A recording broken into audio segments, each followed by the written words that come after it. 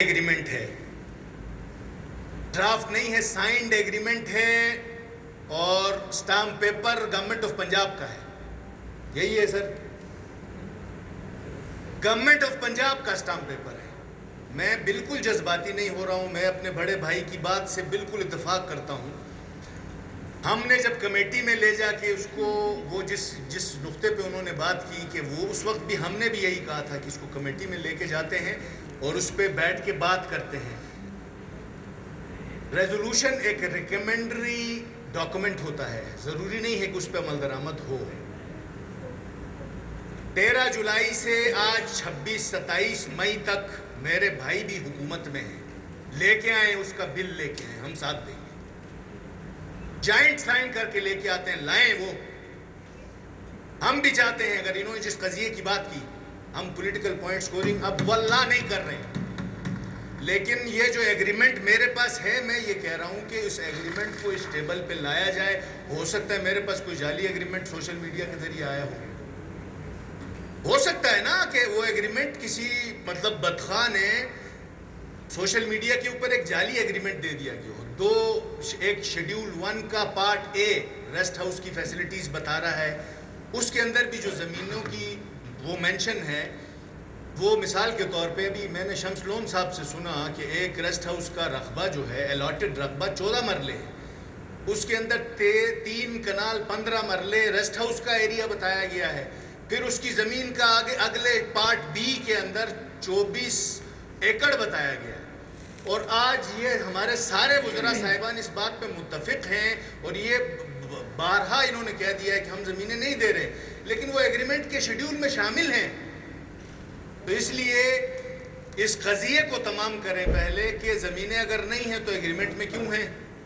उसके बाद बहस, मैंने जैसे पहले कहा कि हमने अभी तक बहस शुरू नहीं की, वो इसलिए नहीं की है कि रेस्ट हाउसेस प्लस वो जो ज़मीनों की साइट्स हैं उनकी असेसमेंट कानून के तौर पे नहीं की गई है, कानूनी तरीके से उसकी असेसमेंट नहीं हुई है।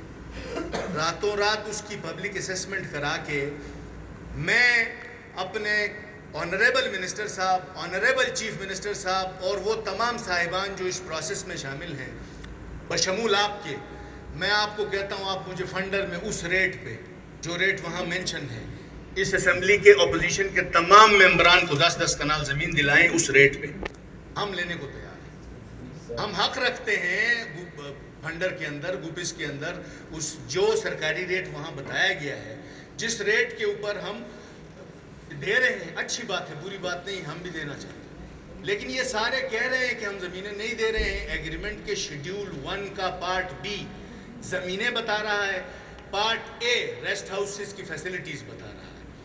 अगर ये जहाँ तक बात एग्रीमेंट की है, अगर ये ऐवान मुख्तदर है तो आए हम सब मिल के इसके ऊपर करारदाद लेंगे। परसों तक आप एडजर्न करें सीटिंग, इसके ऊपर रेजोल्यूशन जॉइंट लेके आते हैं। जॉइंट रेजोल्यूशन के अंदर ये जितना भी फ़ायदा देता है, रेवेन्यू की असेसमेंट ज़ाहिर है मिनिस्टर फाइनेंस नहीं है, हमें वो बताएं तो सही ना कि इससे रेवेन्यू अगले साल कौन से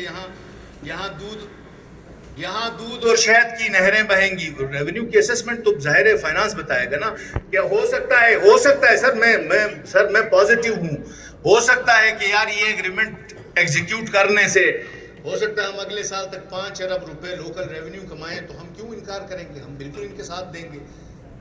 लेकिन पिछले साल मैंने आपसे पहले गुजारिश की कि इन तमाम रेस्ट हाउसेस के कमरों का रेट जो है फाइनेंस एक्ट के शेड्यूल में मेंशन किया गया था।